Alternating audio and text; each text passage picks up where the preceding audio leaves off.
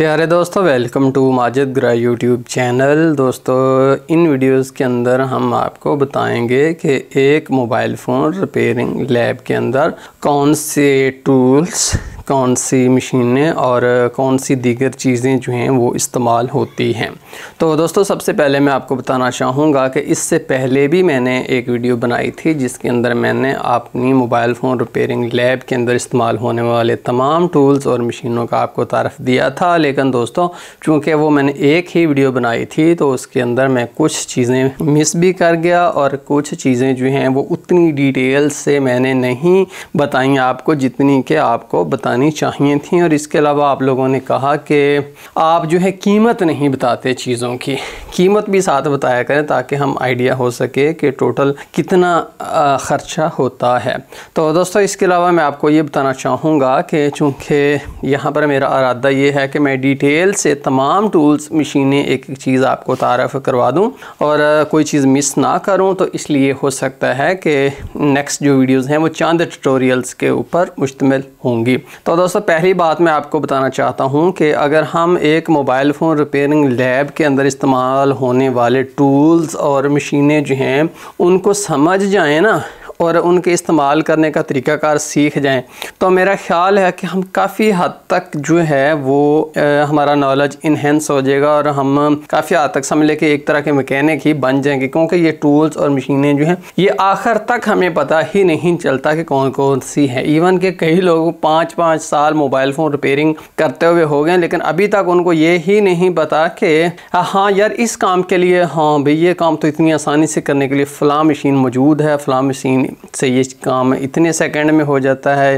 मतलब उनको नहीं पता होता, जब उनको इंट्रोड्यूस कराएं तो फिर उनको पता चलता है। तो इसलिए जब आपको, चाहे आप नए हैं चाहे आप पुराने हैं, तो मेरा ख्याल है कि इन वीडियोस से आपके नॉलेज काफ़ी इन्हेंस होगा, आपको बहुत सारी चीज़ों का आइडिया हो जाएगा। तो इसके अलावा दोस्तों, मैं आपको बताना चाहूँगा कि मैं आपको कीमत बताऊँगा, हर एक जो मशीन आपको दिखाऊँगा उसके इस्तेमाल करने का तरीका और उसकी कीमत भी बताऊँगा। लेकिन दोस्तों, बात ये है कि मैं जो कीमत बताऊंगा वो पाकिस्तानी करेंसी के अंदर होगी, PKR के अंदर। और अगर आपका तल्लक किसी और मुल्क से है, मिसाल के तौर पर आप इंडियन दोस्त हैं तो, या आप बांग्लादेशी हैं, तो उसके लिए आप ये कि उससे आप 3 गुना कम कीमत जो है वो अपनी करेंसी के मुताबिक गौर करेंगे। मिसाल के तौर पर अगर मैं बताता हूँ ना 1 लाख रुपया किसी चीज़ की कीमत, तो अब बांग्लादेशी या जो इंडियन हैं उनको तकरीबन वो 30,000 रुपये के करीब मिलेगी। इतना ज़्यादा फ़र्क है करेंसी में। ठीक है जी, अब मैं दोस्तों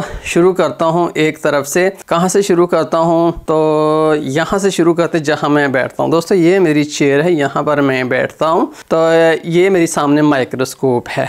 तो दोस्तों, मैं माइक्रोस्कोप कसरत से यूज़ करता हूँ। इससे पहले जब मैं नया था तो मैं माइक्रोस्कोप इस्तेमाल नहीं करता था, बल्कि उसकी जगह मैं मैग्नीफायर लैंप ग्लास इस्तेमाल करता था। लेकिन अब जो मैंने माइक्रोस्कोप यूज़ करना शुरू कर दिया तब उसके बाद मुझे आदत हो गई है, अब मैं माइक्रोस्कोप ही यूज़ करता हूँ। माइक्रोस्कोप इस्तेमाल करने के दोस्तों बहुत से फ़ायदे हैं। दोस्तों, उसका एक फ़ायदा ये है कि यहाँ पर मैं अपना रिपेयरिंग का काम करता हूँ तो उस आँखें मेरी यहाँ होती हैं। एक तो मुझे बहुत क्लियर और जो छोटे छोटे पॉइंट हैं वो बड़े बड़े जॉइंट्स की सूरत में नज़र आते हैं, तो टांका एग्जैक्टली 100% प्यारा, साफ़ सुथरा और लग जाता है। और इसके अलावा दोस्तों, मेरी जो आँखें हैं वो भी धुएं से बहुत दूर रहती हैं। यहाँ पर स्मोक का धुआं होता है और जबकि आँखें मेरी यहाँ पर होती हैं। अगर आप देखें तो इसके दरमियान काफ़ी फासला है। तो आपको पता है ना कि सोल्डरिंग का धुआं हमारी आँखों के लिए काफ़ी हद तक मुनासिब नहीं, बल्कि कुछ तहकीकात में तो पता चला है कि ये ख़तरनाक भी है। इसके अलावा दोस्तों, अगर आप ऊपर देखें तो यहाँ पर मैंने जो है लैंप लगाया हुआ है, ये देखिए।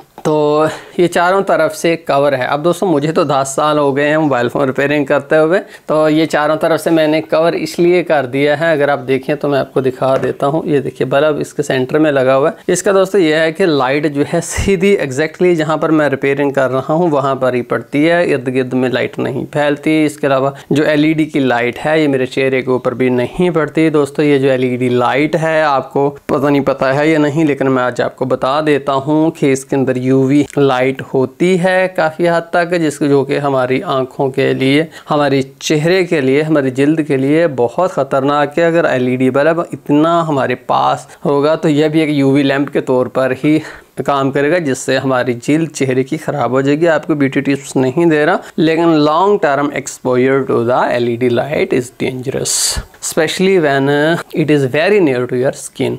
इसके अलावा दोस्तों मैं आपको ये बताना चाहूँगा कि एलईडी लाइट जो होती है वो असल में एलईडी लाइट जो है वो सफ़ेद नहीं होती, वो ब्लू होती है। उसके ऊपर फास्फोरस की पीले रंग की कोटिंग होती है, जिसकी वजह से हमें वो सफ़ेद नज़र आती है। इसलिए एलईडी लाइट से आप मुनासिब फासला कायम रखिए। अच्छा जी, उसके बाद दोस्तों हम यहाँ से पहले मैं आपको माइक्रोस्कोप की कीमत बता देता हूँ। माइक्रोस्कोप जो है ये मैकेनिक की MC75T है, लेकिन इसके अलावा अब मोस 300 आ गया है मॉडल मैकेनिक का ही। वो तकरीबन आपको 70-80 हज़ार के करीब पाकिस्तानी करेंसी के अंदर, इंडियन वालों की 3 गुना कम के अंदर पड़ेगी। तो दोस्तों ये अगर आप देखें तो ये इसका जो नीचे लोहे का बना हुआ दोस्तों पैड है, ये मैंने स्पेशली बाद में ख़रीदा था। ये 8,000 रुपये का मैंने लिया था। उसका दोस्तों बहुत फ़ायदा, जब इसके साथ पैड आता है वो बहुत छोटा होता है, जिससे अच्छी रिपेयरिंग नहीं होती, तो इसलिए मैंने ये बड़ा बाद में ख़रीदा था। तो इसके अलावा दोस्तों अगर आप सामने जाएँ मज़ीद आगे तो यहाँ पर एक दूसरा रिपेयरिंग मैट है। दोस्तों ये मैं हर वक्त तो मैं माइक्रोस्कोप के नीचे नहीं रहता, बाज़ का तो मैंने वैसे काम करना होता है, तो इसके अलावा मैंने थोड़ा सा और ज़्यादा वर्किंग एरिया बनाया हुआ, यहाँ पर मैं काम जो है वो कर लेता हूँ। इसके अलावा मैं दोस्तों शुरू होता हूँ इस तरफ से सोल्डरिंग आयरन से। तो दोस्तों जैसा कि अगर आप देखें तो ये मेरे पास सोल्डरिंग आयरन है, 2 सोल्डरिंग आयरन मेरे पास हैं, दोनों ही अपने स्टैंड के ऊपर पड़े हुए हैं। जैसा कि अगर आप देखें ना तो ये 2 सोल्डरिंग आयरन सामने जो है ये दोस्तों इनकी सप्लाई है, तो दोनों सोल्डरिंग आयरन सप्लाई वाला है। तो दोस्तों यहाँ पर मैं आपको बताता चलूँ कि ये जो सोल्डरिंग आयरन है, जैसा कि अगर आप यहाँ पर देखें तो ये T245 सोल्डरिंग आयरन है, और दूसरा अगर आप देखें तो ये हैंडल कौन सा है, ये T210 हैंडल है।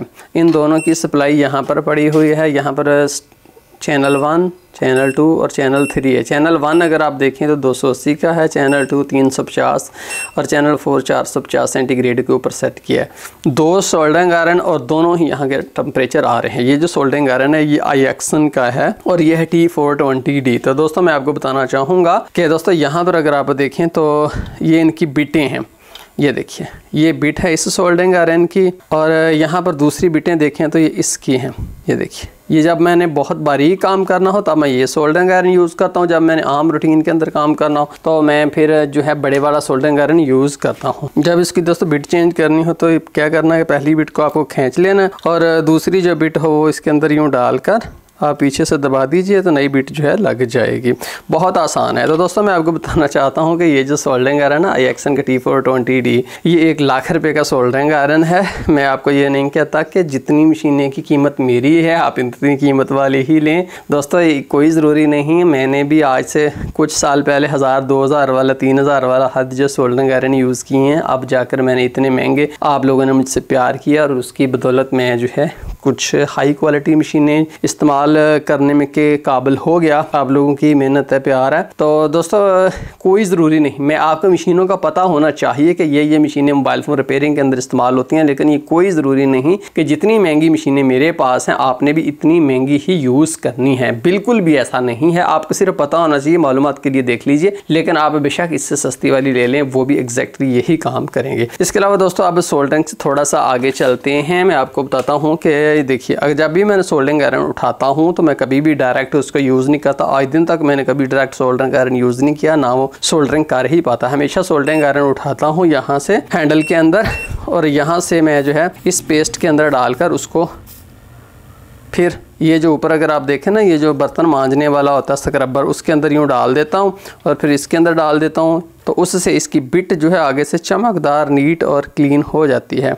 ये देखिए, फिर मैं यूज़ कर लेता हूँ। मेरे दोस्तों मेरा सोल्डरिंग आयरन ये कि देखें 450 सेंटीग्रेड के ऊपर गर्म हो गया ना, जो ही मैं इसको डाल देता हूँ यहाँ पर तो उसके बाद ये बंद हो जाता है। ये देखिए बंद हो गया। तो ये सोल्डरिंग आयरन 3 सेकंड में गर्म हो जाता है। जब हम इसको रख देता हूँ तो उसके बाद ये फ़ौरन से ही बंद हो जाता है। जैसे कि अगर आप देखें इस तरह वाला 33 सेंटीग्रेड के ऊपर खड़ा हुआ है, तो कभी भी ये गर्म नहीं रहता। तो ये इसकी बिटें हैं।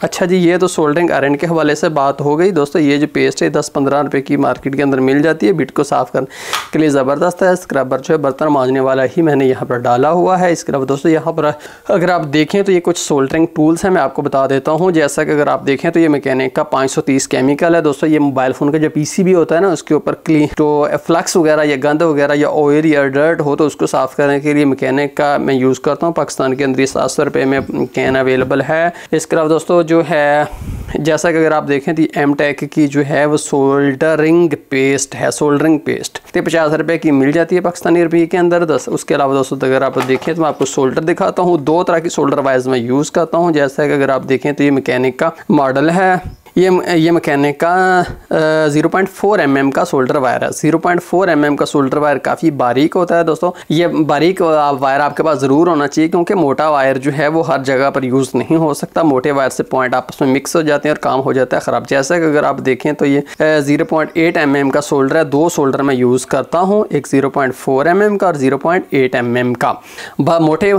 काम करने के लिए और बारीक काम करने के लिए, ऐसे ही मोटा काम करने के लिए ये सोल्डरिंग आयरन और बारीक काम करने के लिए ये सोल्डरिंग आयरन। उसके अलावा दोस्तों मैं आपको बताता हूँ एक डी सोल्डरिंग वायर होती है, वो बड़ी अहम होती है। R300 मैकेनिक का मॉडल है। ये इस तरह की एक वायर सी होती है, मैं आपको दिखा देता हूँ। ये देखिए तो दोस्तों ये वायर किस काम आती है दोस्तों, जब आप चार्जिंग बेस उतार लें उसके बाद जो नीचे सोल्डर होता है, या आप IC उतार लें, नीचे सोल्डर होता है, सोल्डर को उतारना हो ना तो यहाँ से 1 इंच का एक पीस काट कर आप उस जगह के ऊपर रख दीजिए। ऊपर से आप सोल्डरिंग आयरन इसके ऊपर रख के यूँ फेरिए तो वो जगह साफ़ एंड शफाफ हो जाएगी। इसके अलावा दोस्तों ये जो है ये 300-300 रुपये का ईच आपको मिल जाएगा। हो सकता है थोड़ा सा इससे महंगा हो, 400-400 का हो पाकिस्तानी करेंसी के अंदर, तो ये भी आपको 500 रुपये की मिल जाएगी। इसके अलावा दोस्तों अगर आप देखें तो ये मेरे पास CTC है। CTC की इस काम आती है दोस्तों, जब भी आपके पास जो है कोई पेपर लगवाने आता है ना, ग्लास चेंज करवाने आता है, तो उसके बाद आप क्या करते हैं, आप यहाँ से इसके कुछ शावर स्क्रीन के ऊपर मारोगे यूँ। मैं आपको मोबाइल फ़ोन रख के फिर दिखाता हूँ। ये देखिए इसी यूँ आप शावर कुछ मारेंगे और उसके बाद आप एक साफ़ कपड़ा लेकर, जैसे कि एक रुमाल मैंने यहाँ पर रखा हुआ है, रुमाल से आप उसको साफ़ शफाफ जो है कर लेंगे। तो दोस्तों यही जो है सोल्डरिंग टूल्स जो हैं मैं यूज़ करता हूँ। उसके बाद मैं आता हूँ इस तरफ। तो दोस्तों यहाँ पर भी एक मेरे पास टूल किट पड़ी हुई है, लेकिन ये मैं इंशाल्लाह आपको नेक्स्ट वीडियो के अंदर बताऊँगा।